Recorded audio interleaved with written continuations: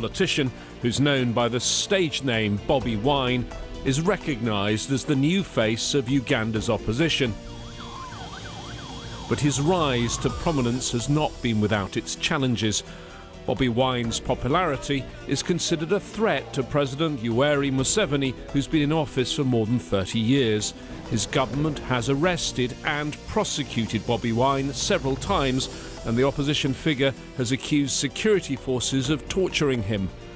But the 37-year-old is not holding back his ambition. In fact, he's now directly challenging President Museveni in elections. But will his popularity be enough to get him elected? And what are his plans for the way forward?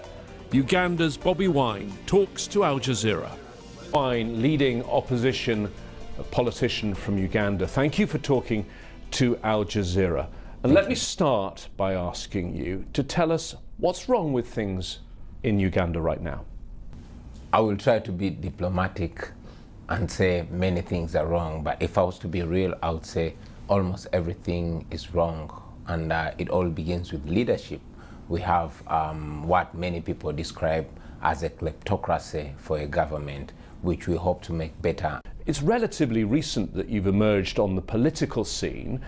You were, before that, a musician. Why did you decide to go into politics? I'm a musician, social activist, and a ghetto youth who recently, I call it recent, but it's 2 years ago, decided to run and become a member of parliament. So was it a natural evolution from that to politics, or was there a moment that made you decide to get involved in politics? I would say it was a natural evolution, because initially, like any other young man, I was singing about the girls and the parties and everything. But, you know, over time, after realizing that indeed my music and my lyrics was influencing so many people, especially the young people, I decided to channel it to positivity, and it was working well. However, there's this one time about 10 or something years ago when I got a personal attack. I was beaten by my age mate, and my crime was showing off. That is a time when I had just gotten a brand new Escalade, and he claimed that I was showing off as if I didn't know that. Showing off a flash car? Showing off a flash car, as if I did not know that the country actually had owners. That communicated so much about the injustices that so many people had been going through in my full glare, and I decided to make injustice my enemy, and that is when I started singing what now the regime calls political music, trying to address those injustices. However, I reached a time when I realized I could not keep just talking about them through my music, and that's why I decided to get into actual politics, so I could have a more formal platform in the Parliament of Uganda to address these issues, and that's what I've been doing. And you've been an MP for 2 years now. Yeah, I've been an MP. But the government's targeting of you has continued since you've been an MP. Not only is your music banned, your concerts banned, but you have faced attack. Tell me about the incident when your driver was killed.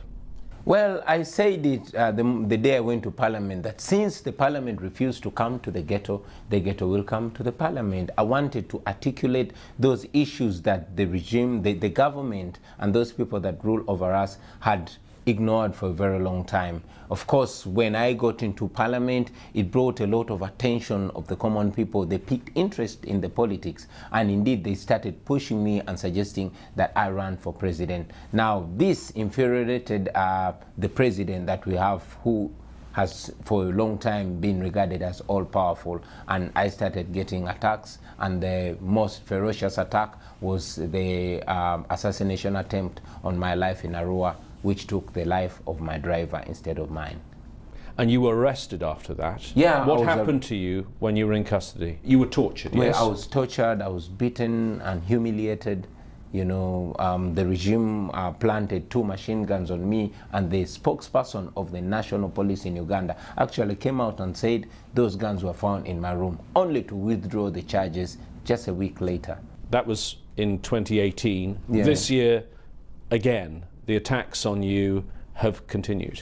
Well, the attacks on me have continued, but not only me. And I always say that I feel honored to see that my plight is highlighted, but this is the same plight that so many people are going through, or even worse, people that are unknown, people that you will never know about. And that is why every opportunity I get, I try to shine a light on their plight, because I am only representative of what they are going through. The attacks have continued. I'm a musician, but my music has since effectively been banned in the country. I cannot stage any concert. I cannot be allowed to address a public gathering, not even in my constituency, which elected me to office. And yes, more than twice I went to church, and the church was tear gassed by the regime, because President Museveni and the regime that he presides over is so scared of anybody that communicates words that open the eyes of the people of Uganda.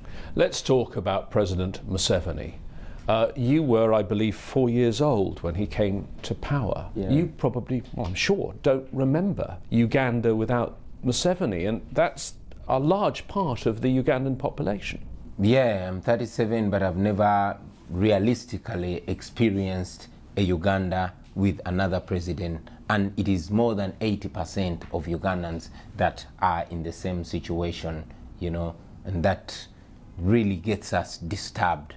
We have been denied an opportunity to contribute to our country. We've been excluded as a new generation, and we desire to contribute to building a country which we know we are going to live in, because certainly the people that are making decisions for us are not going to be there to either benefit or suffer from the decisions which are evidently wrong that they are making for us. If you look at the history of Uganda since independence from the colonial rulers, the British, it can really be summed up with three names: Milton Obote, Idi Amin, and Yoweri Museveni. Now, two of those, Obote and Amin in particular, were very, very brutal.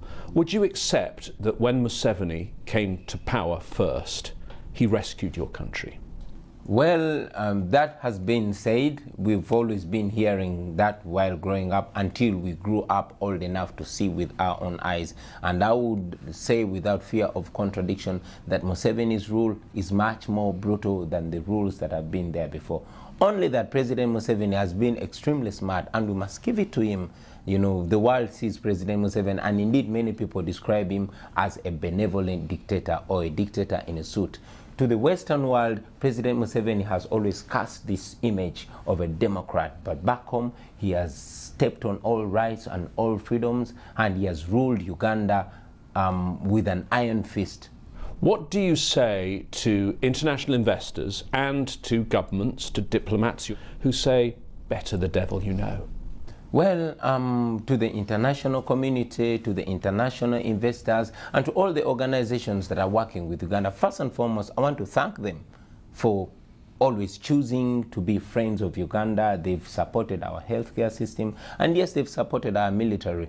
But we know that we are also citizens of the world, and what unites us should not be only business. It should be the values that we share together, values like democracy, values that the respect for human rights, and values like zero tolerance to corruption. So I request them to always hold the administration accountable. Let them make the observation of human rights and the rule of law a precondition for cooperation with Uganda, so that ultimately they are dealing with Uganda not to the detriment of Ugandans. We want the international community, and in particular the United States of America, to be dealing with Ugandans and not with Museveni himself. Otherwise, the United States supports so much of our military operations, especially in the fight against terror. But you see that the corruption that is ongoing in Uganda, and indeed the corruption of President Museveni himself, has caused that aid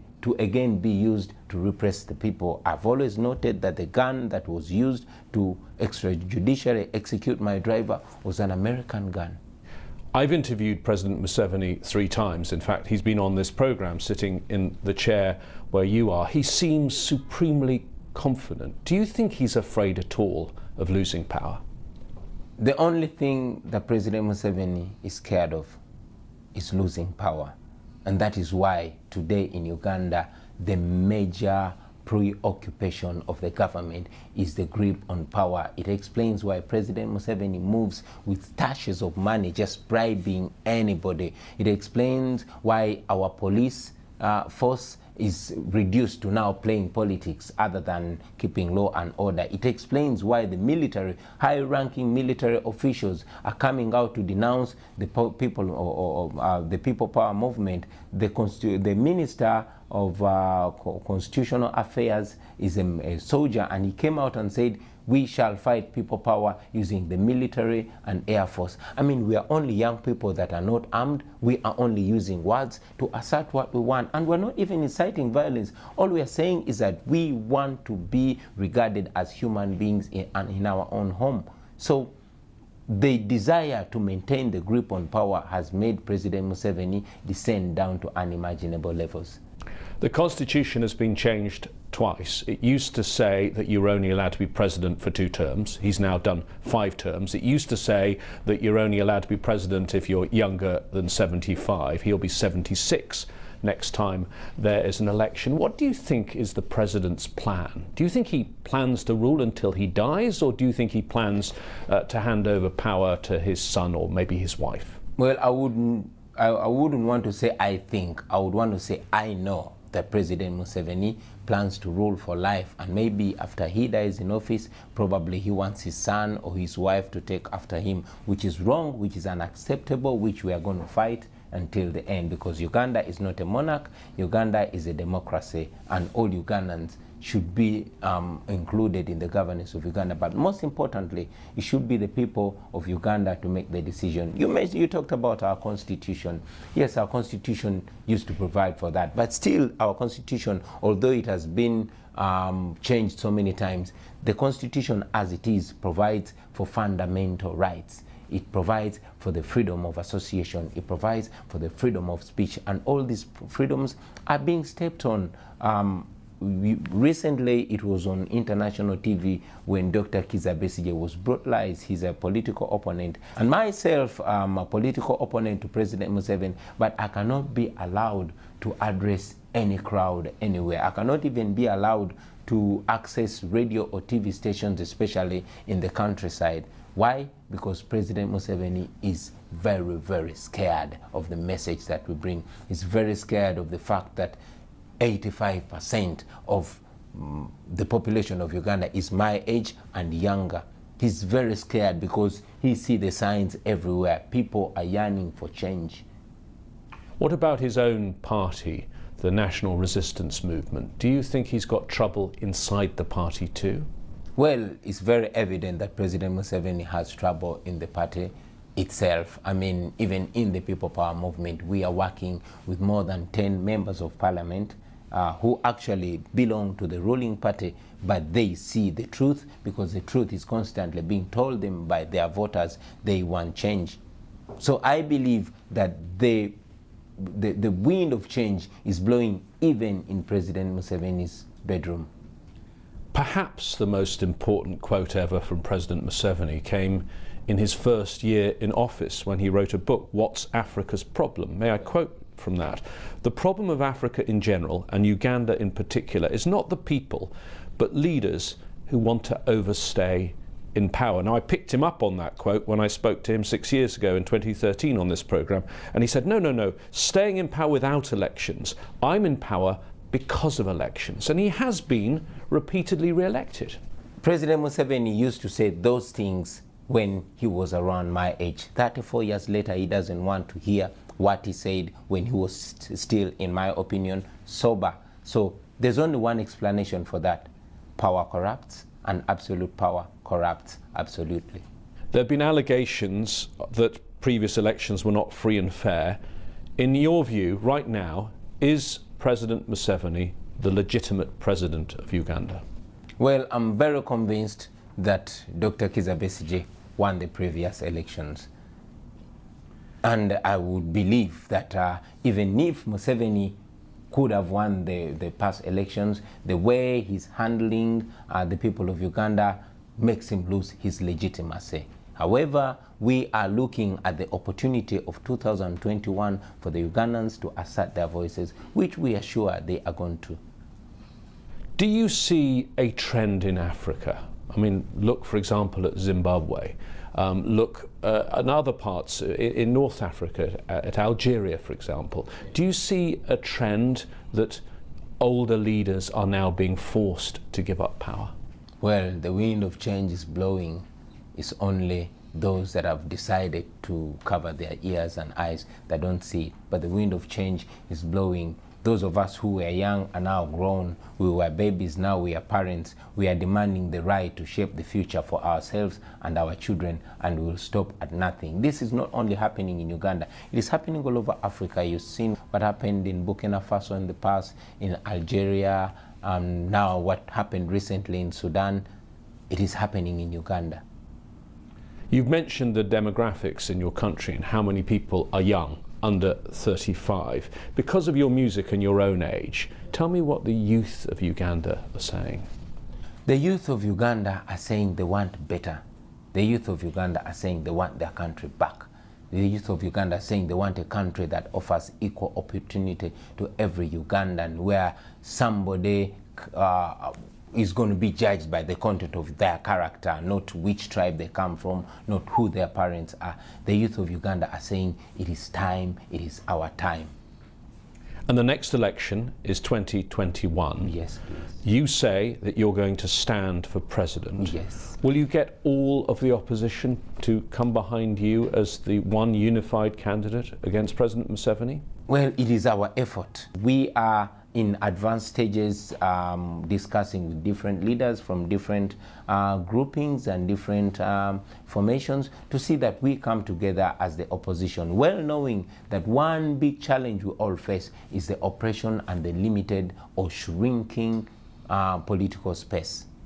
Given that shrinking political space and the history of the previous elections, the 5 presidential elections we've seen, which Museveni has won, he has a very tight grip on the system, and there have been persistent allegations of vote rigging. How do you overcome that if he rigs the election? Yeah, we know that President Museveni is planning to rig the election. He has done that in the past. Recently, he did it in Hoima in a by-election using the military.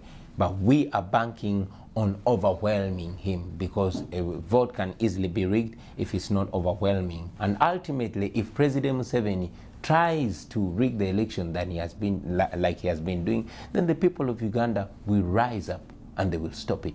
Well, let me ask you about what you mean by that, because if you are blocked at the ballot box, what other ways will you seek to remove Museveni? And it's worth noting to our viewers that since independence in the 1960s, there has never been a peaceful transfer of power in Uganda.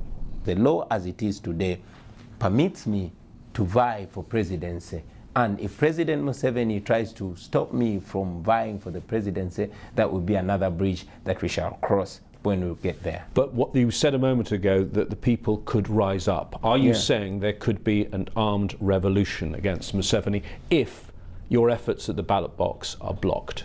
I did not say people could rise up. I said people will rise up, because that is evident everywhere. They are tired of this oppression and they will not take it any longer.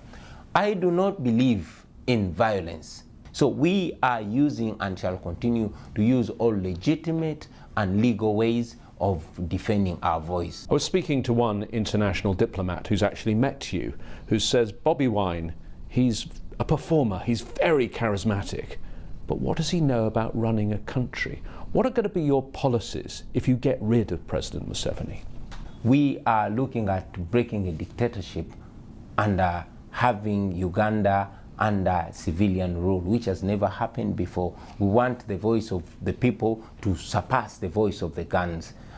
We want to return the rule of law and dignity to the Ugandans and utmost respect for human rights. We want to revive our education system. I mean, it is sad that the wife of the president, whose education is actually questionable, is the Minister of Education, and it is so sad, the recent happenings in Makerere University and what she said, but that explains the regime and the family and the couple that's ruling over us. We want to revive our healthcare system. It is sick itself. It explains why our government officials, our leaders actually never go to our hospitals. Even when they have to give birth, they fly to developed countries for treatment, while the Ugandans are left to suffer and die. That explains why we lose more than 19 women every day, not every week, not every month, but every day giving birth. More than 300 children die in Uganda, you know, and all these other challenges that people go through. If we had a functioning healthcare system, it would be working.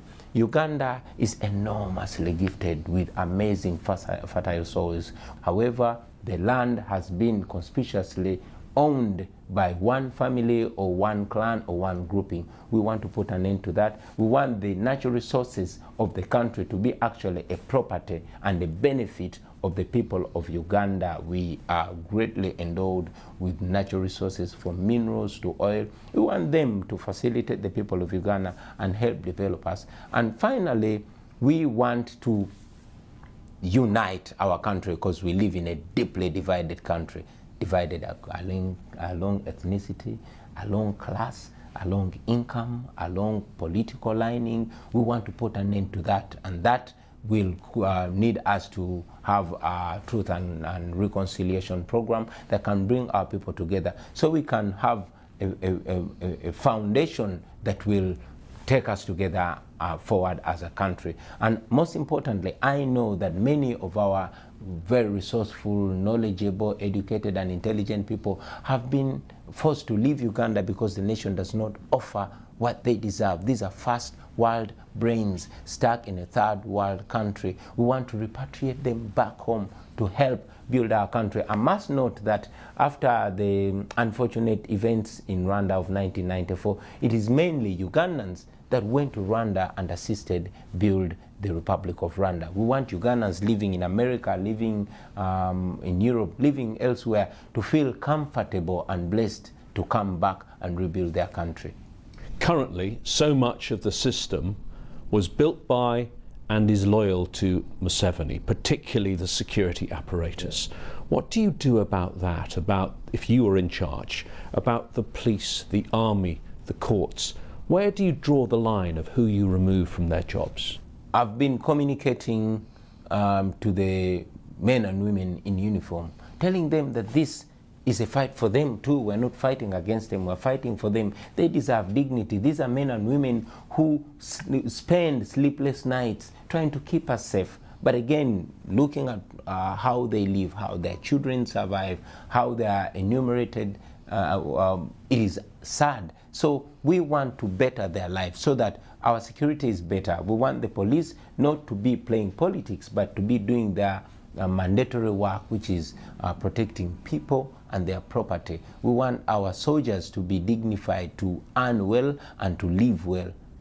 And would you continue keeping those soldiers playing a regional role? For example, Somalia. Uganda's had soldiers there for 12 years. Yes, you get paid a lot of money by the US government for having your soldiers as part of AMISOM, but should Uganda be fighting the US's wars? Uganda, in my opinion, is not fighting the US's wars. I believe that Africa is our home.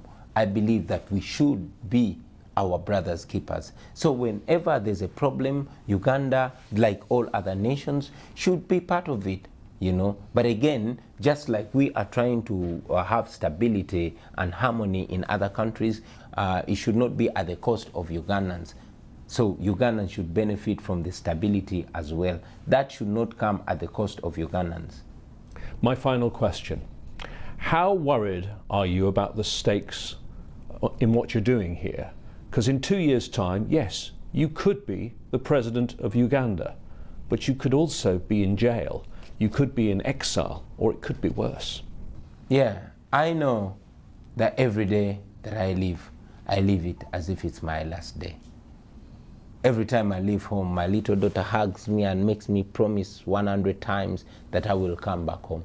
I always want to go back home. I have a little beautiful family. I have a young beautiful wife, and we always promised each other that we'll work so hard in our youthful days and retire early and enjoy our lives. I want to live peacefully like any other Ugandan.